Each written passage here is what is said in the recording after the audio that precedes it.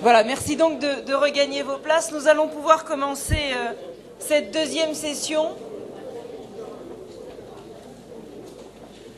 Mon nom est Paul-Henriette Lévy, je suis rédactrice en chef sur une des radios juives à Paris qui s'appelle RCJ. Et j'ai également le plaisir de diriger le département de l'action culturelle du Fonds social juif unifié en France, qui est une des plus grosses associations françaises. Je pourrais, comme Simra l'a fait tout à l'heure, qui a présenté donc la première session consacrée à l'affaire Dreyfus et le sionisme, présenter mes invités et citer leurs ouvrages et leurs articles. Mais si je le fais, Michel Bokobza et Dina Porat vont m'exclure et me bannir à tout jamais de cette université, tant la liste des écrits et des livres de nos deux intervenants est grande. Donc je vais très rapidement vous les présenter, ou plus exactement ne pas vous les présenter, puisque vous les connaissez très certainement. Robert Wistrich, professeur directeur du Centre international de recherche sur l'antisémitisme Vidal Sassoon à l'Université hébraïque de Jérusalem. Ses recherches sur l'antisémitisme sont connues dans le monde entier. Il est l'un des grands noms et a fait avancer le sujet et, comme je le disais, son nom dépasse bien largement les frontières de l'Europe. Il a pour nous mis en pièces, si je puis dire, les rouages de l'antisémitisme, ses mécanismes visibles, invisibles, ses conséquences, et ses écrits sont d'une incroyable modernité, à voir ce qui se passe d'ailleurs aujourd'hui dans nos rues en France. Il sera le premier à intervenir. Ensuite, Elisheva Rosen nous fera l'amitié également de prendre la parole, professeur émérite de littérature à l'université de Tel Aviv, pour spécialiste des auteurs du 19e et du 20e siècle. Balzac et Proust, eh bien, elle les connaît par cœur. C'est ce que je lui disais tout à l'heure. Elle m'a dit, mais non, pas par cœur, on ne peut pas connaître Proust par cœur, mais effectivement, elle connaît Proust et Balzac parfaitement. Elisheva, et nous aurons l'occasion évidemment d'y revenir, eh bien, nous dira, ou nous parlera en tout cas, des conséquences de l'image du juif dans un théâtre populaire et influent, des conséquences, vous le verrez, extrêmement grandes, et c'est un sujet qui est pointu et extrêmement intéressant parce que finalement peut-être assez peu connu. Monsieur Wistrich, je vous laisse la parole et nous vous écoutons avec plaisir.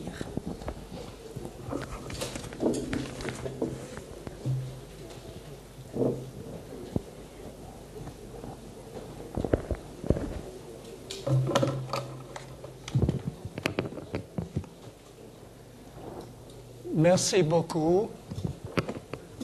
Et je tiens d'abord à remercier les organisateurs de ce colloque, Michel Kahan et Dina Porat, et en même temps Yael Perlouis, qui a été le dynamo, si je peux le dire, derrière le colloque et l'exposition à Beit Atfutzot. Je voudrais commencer en rappelant, ça fait exactement 2 ans, au mois de mars 2012, qu'en France, il y a eu l'assassinat de 4 juifs français, dont 3 enfants, tués parce que juifs, et 3 militaires français, à Montauban et Toulouse. Puisqu'on parle des leçons à tirer, peut-être ce rappel est important, surtout parce que le problème de l'antisémitisme, dont je vais parler pendant l'affaire Dreyfus, est malheureusement toujours actuel. Il y a un mois, j'étais en France moi-même et j'ai assisté à cette manifestation où on a entendu des propos antisémites virulents, les partisans de Dieudonné et d'autres personnes qui ont crié dans les rues de Paris « Mort aux Juifs »,« Juifs hors de France »,« Faurisson a raison, les chambres à gaz du bidon. Un rappel assez effrayant et qui a provoqué une réaction assez sévère à la fois de la communauté juive française, dont ça a réveillé toutes les angoisses, mais aussi du ministre de l'Intérieur, M. Valls, qui a rappelé que ce n'est pas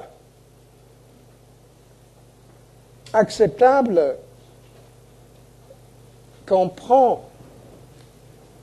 attaque les Juifs en France parce que Juifs ou à cause de ce qu'ils croient, et que c'est une atteinte à la France, à la République et à ses valeurs. Évidemment, ce discours n'est pas nouveau, ni de la part des antisémites, ni des réactions de la communauté juive, ni de l'État français. Je ne peux pas dire, évidemment, que ce qui se passe en ce moment, en 2014, est semblable ou ressemble à l'affaire Dreyfus. L'affaire Dieudonné, c'est autre chose. Et l'affaire Mohamed Merah, et le djihadisme, et le terrorisme. Mais quand même, il y a un élément qui les relie. Et cet élément, c'est l'antisémitisme, même si les causes, les motivations et peut-être les conséquences ne sont pas exactement les mêmes. Maintenant, revenons à l'affaire Dreyfus. Je vais essayer de donner quelques grandes lignes pour essayer de saisir le contenu et la signification des mouvements antisémites en France à l'époque de l'affaire. Première constatation, il y a eu une presse antisémite assez répandue.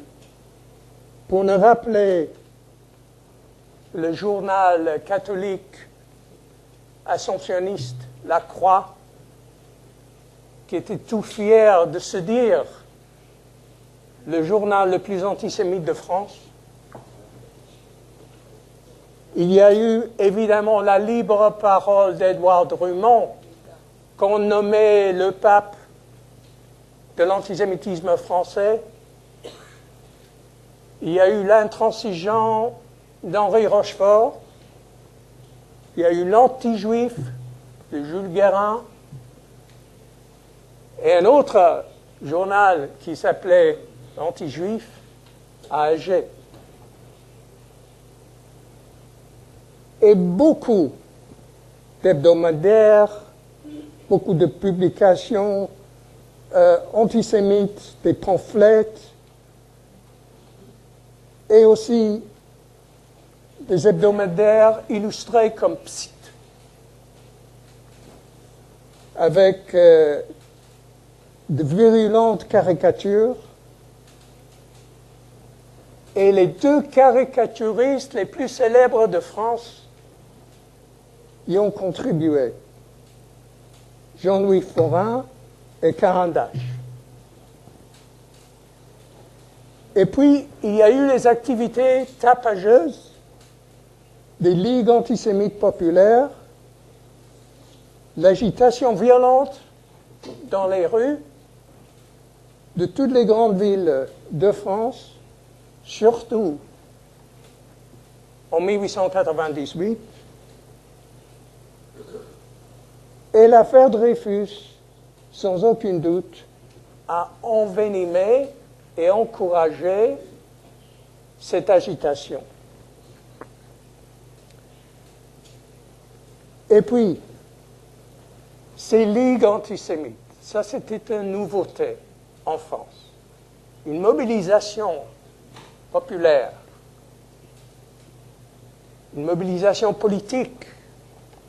La Ligue antisémitique de France, qui était créée déjà en 1889 par Drummond et ses amis. Une autre Ligue antisémitique, quelques années plus tard, de Jules Guérin, qui était parmi les organisateurs les plus importants de l'antisémitisme au moment de l'affaire Dreyfus. L'Union nationale de l'abbé Garnier, qui était à la fois catholique, nationaliste et ultra-conservatrice. Il y a eu la jeunesse antisémite et nationaliste, dirigée par Édouard Dubic. Et cette agitation, à la fin du XIXe siècle, a vraiment plongé la France dans une sorte de fièvre, d'intoxication et de haine. Maintenant, si on regarde l'Europe un peu plus globalement, c'est vrai que la France n'est pas le seul pays où il y a une agitation de masse contre les Juifs. Puisqu'on a fait référence à Herzl, il faut se rappeler qu'en Autriche, le pays natal, l'Autriche-Hongrie, le pays natal de Herzl, le mouvement antisémite a quand même triomphé à Vienne, ce qui n'a pas été le cas en France. Et bien sûr, ça a beaucoup joué sur la façon dont Herzl a conçu et a compris l'antisémitisme. En Russie, on l'a évoqué très rapidement, mais la Russie était le pays des pogroms depuis 1881. Et puis, un peu plus tard, il y a Kishinev, 1903, il y a la vague des pogroms 1905 et 6. Rien de comparable en France. Il n'y a pas un seul juif qui a été tué, même à l'apogée de l'affaire Dreyfus, en France métropolitaine. Ce n'était pas le cas à Alger, où il y a eu des pogroms. Mais ça n'empêche pas que cette agitation était assez violente, qu'il y a eu des émeutes, qu'il y a eu beaucoup de dommages, que les Juifs ont été agressés.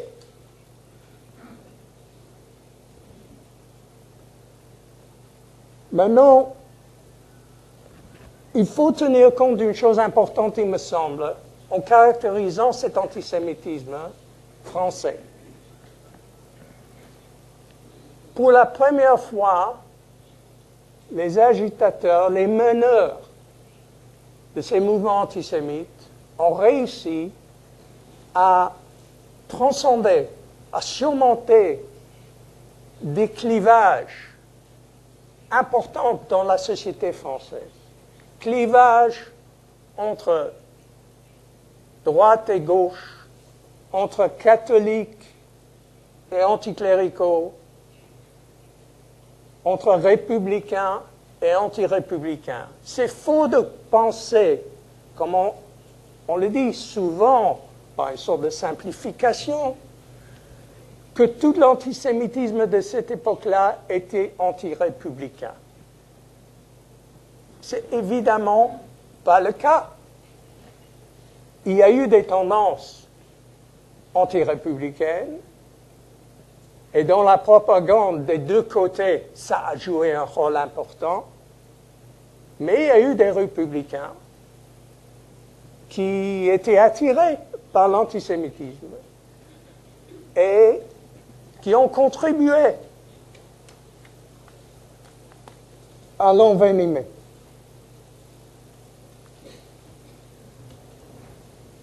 J'avais évoqué brièvement avant que dans toutes les villes de France, à Paris, Marseille, Lyon, Bordeaux, Montpellier, Clermont-Ferrand, Nantes, Rouen, Tours, Dijon, Dieppe et Nancy, etc. On pouvait entendre le cri « mort aux Juifs ». Et ça a traversé à peu près toutes les régions et toutes les classes sociales. Qu'est-ce qu'ils voulaient, les antisémites français de cette époque-là? C'est difficile à cerner un seul but. C'est clair qu'ils voulaient diminuer le rôle des Juifs dans l'armée, dans l'administration de l'État, dans la politique, dans l'académie, les banques, la commerce, les endroits où les Juifs ont quand même relativement bien réussi, malgré le fait que la population juive de la France, à cette époque, c'est une des choses incroyables quand on y pense, ne représentait que 0,2% de la population. Il y a eu peut-être 80 000 Juifs à la fin du XIXe siècle en France métropolitaine. Il faut rajouter à peu près 35 000 en Algérie. Eh bien, malgré cela, il y a eu cette explosion antisémite, ce qui nous rappelle une chose, que l'antisémitisme n'est pas une réponse simple à la présence physique des Juifs qui le provoquent de quelque sorte par leur présence.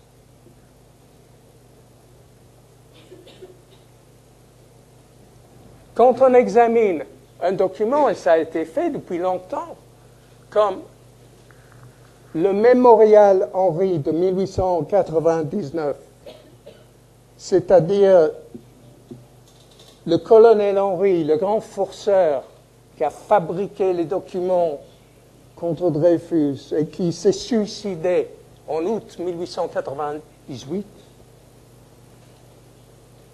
Et on a fait une collecte au profit de la veuve du colonel, patronnée par la libre parole de Drummond.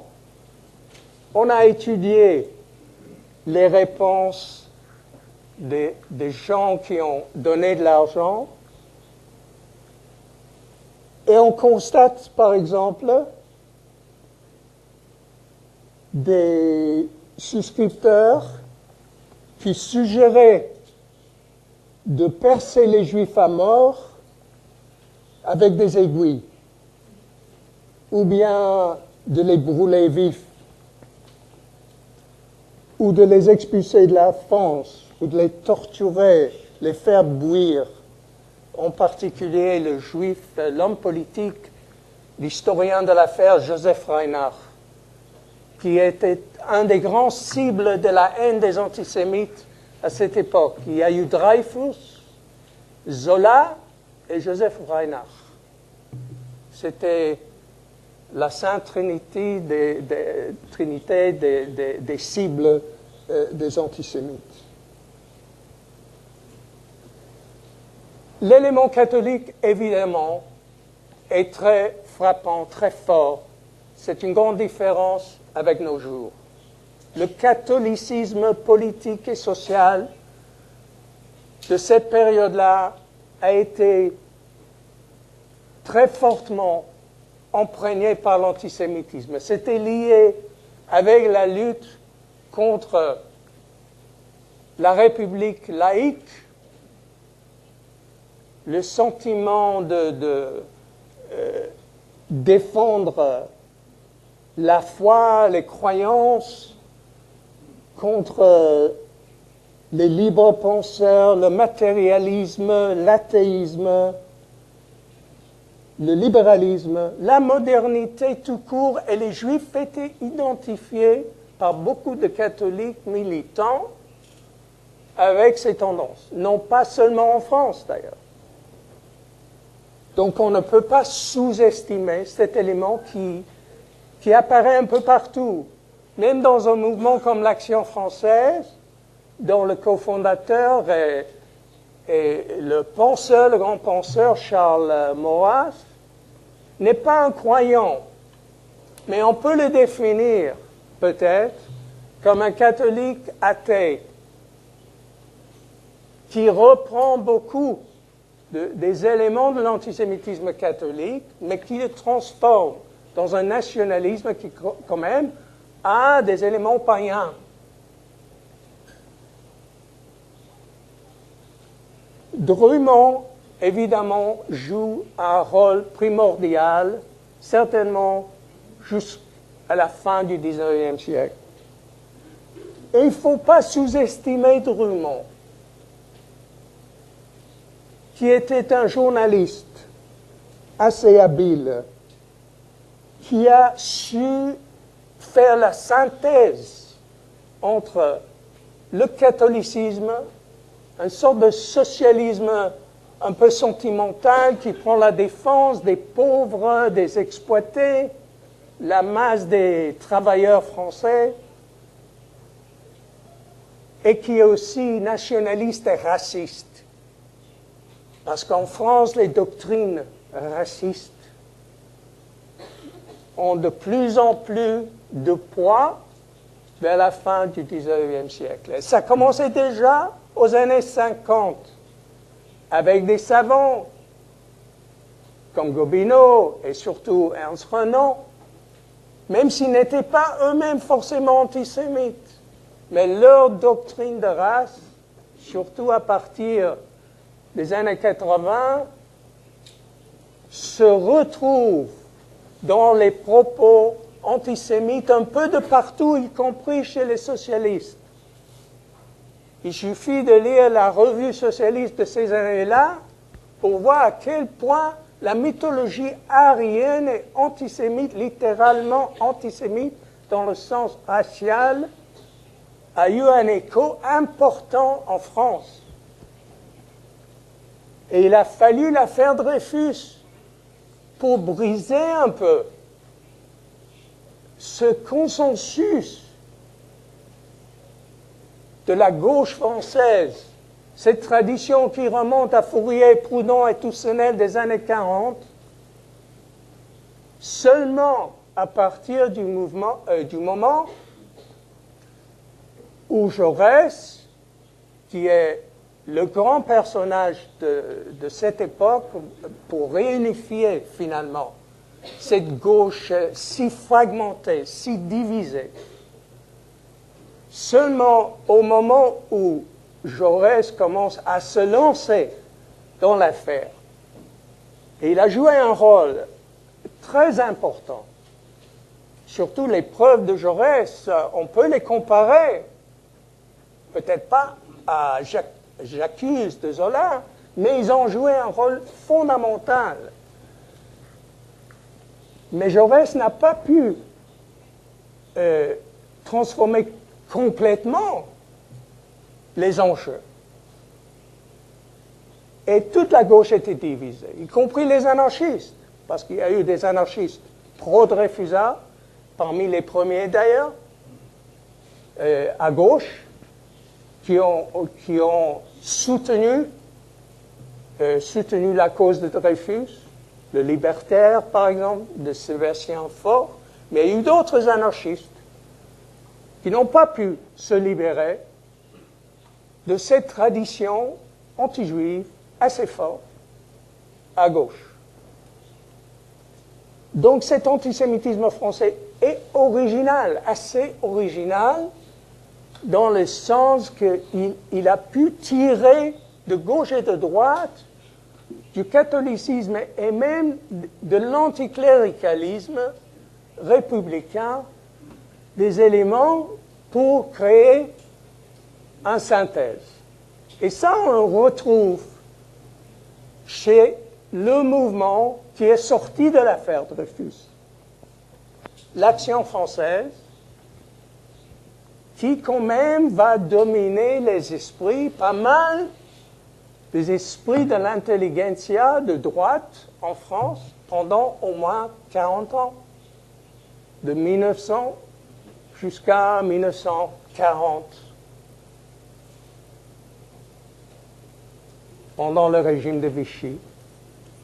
Quelques-uns des idées fondamentaux du maurassisme, ont été quand même traduits dans la pratique, et le statut des Juifs notoire de 1940, qui représente une tradition antisémite française et pas allemande, reflète aussi cette empreinte du mouvement de l'action française. Maurras a eu une véritable obsession avec l'affaire.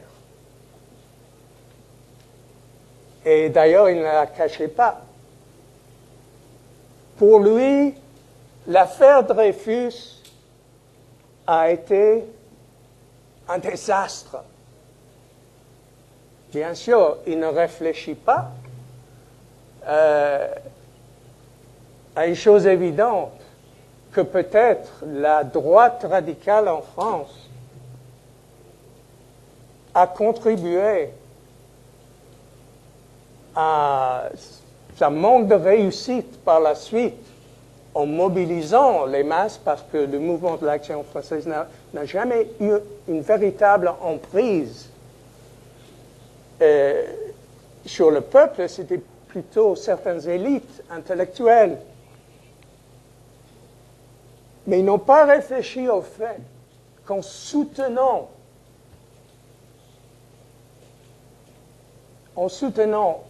une cause, la cause anti-Dreyfusard, à ce point, en excusant, en justifiant l'injustice, au nom de la raison d'État, à insistant tout le temps sur la culpabilité de Dreyfus, le complot Dreyfusard, le complot juif. Ils ont eux-mêmes contribué à leur échec, à la langue, même si on peut dire en 1940 qu'ils ont triomphé momentanément. Peut-être c'est la chance de la France qu'ils ont eu cette obsession à persister, à croire que Dreyfus était coupable contre toute l'évidence. Mais dans le cas de Maurras, de Léon Daudet, des autres démagogues de ce mouvement, c'est clair que les résultats de l'affaire étaient la cause de la profonde décadence de la France, de ses divisions internes, l'incapacité de la France de retrouver une homogénéité, une unité nationale. Tout ça, évidemment, dans un esprit complètement xénophobe, exclusiviste, qui ne pouvait pas accepter ni les juifs, ni les protestants, ni les francs-maçons, ni les métèques comme faisant partie du corps politique.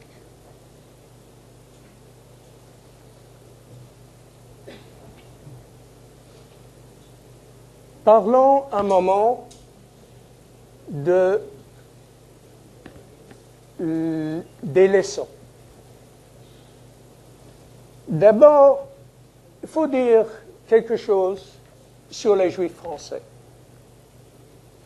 On a souvent critiqué, même à l'époque il y a eu des critiques, du comportement de la communauté juive française.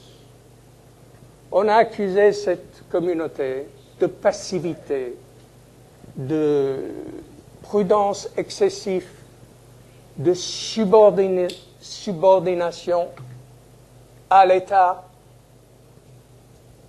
d'être paralysé par une politique d'assimilation qui ne permettait pas aux responsables, aux notables, aux chefs de cette communauté de vraiment représenter les intérêts des Juifs devant l'État. C'est vrai que si on juge ce comportement par les critères d'aujourd'hui, en regardant la communauté juive française de nos jours, il y a un très grand écart. Si on les juge d'aujourd'hui,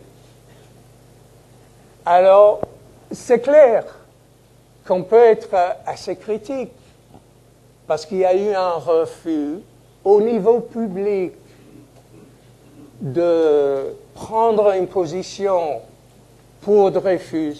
Il y avait, dans nos termes, un manque de solidarité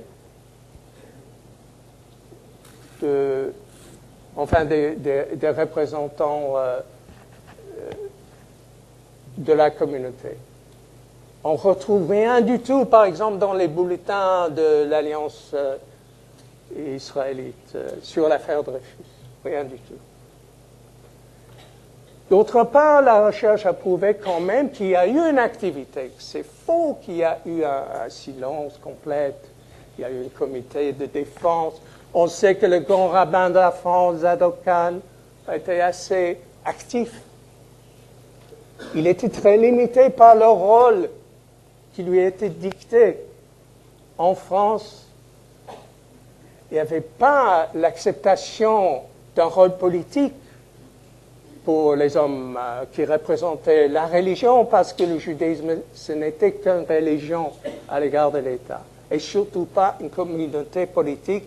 Il n'y avait pas de dimension nationale. Mais quand même, il a agi. Il y a eu Isaïe le Vaillant, qui était très militant à sa façon, qui était le rédacteur de l'univers israélite, qui a joué un rôle dans la police française avant, qui a compris très bien les enjeux politiques et qui a insisté sur cette formule qui reste à nos jours, même si c'est problématique, que la lutte contre l'antisémitisme qui doit être menée par les Juifs et par les non-Juifs doivent être une lutte pour les valeurs de la République et pour défendre les valeurs de la Révolution française. Et seulement au nom des droits de l'homme, au nom de la liberté, l'égalité, fraternité, les valeurs républicaines, on pourrait mobiliser et réussir cette lutte. Ça, c'est la ligne déjà que Le Vaillant annonce en 1907 quand il revoit les conséquences de l'affaire Dreyfus. Et il dit que les anti-Dreyfusards ne pouvaient pas gagner cette bataille dès le moment que le dreyfusisme est devenu une affaire de la République. Et évidemment, il y a du bon sens, et c'est une ligne qui est acceptée jusqu'à nos jours. Il ne faut pas que les Juifs mènent tout seuls ce combat parce qu'ils n'ont pas d'espoir de le gagner. Mais d'autre part, il y a aussi, et ça sera le dernier point que je veux analyser brièvement, il y a la ligne zioniste, qui est un peu le contraire de cette conception. On nous a dit que Herzl et les zionistes politiques considéraient déjà, au moment de l'affaire Dreyfus, que la vraie signification, c'est qu'il n'y a pas de réponse à l'antisémitisme. C'est-à-dire le combat politique est voué à l'échec d'avance. Et Herzl, souvent on oublie cela, parce qu'aujourd'hui, nous vivons dans une époque où il y a tant d'organisations pour le combat contre l'antisémitisme, et bien sûr, j'en suis trop conscient. Mais ce n'était pas la position de Herzl. Enfin, quand il regardait la France et l'Europe en général, c'est pas qu'il voulait que l'émancipation échoue. Parce que lui, il est resté ce qu'il a été toujours, un humaniste. À sa façon, il tenait aux valeurs universalistes. Il regrettait beaucoup que la France n'a pas été fidèle à ses propres valeurs de la Grande Révolution. Mais le sionisme était indispensable parce que tant que les Juifs n'ont pas une terre à eux, tant qu'ils ne peuvent pas exercer une souveraineté pour défendre leur liberté comme collectif, il n'y aura pas de solution. Et même Bernard Lazare, qui ne partageait pas sa conception de l'État, était de cet avis, tout en insistant sur la lutte contre l'antisémitisme. Là, il y avait une divergence entre les deux.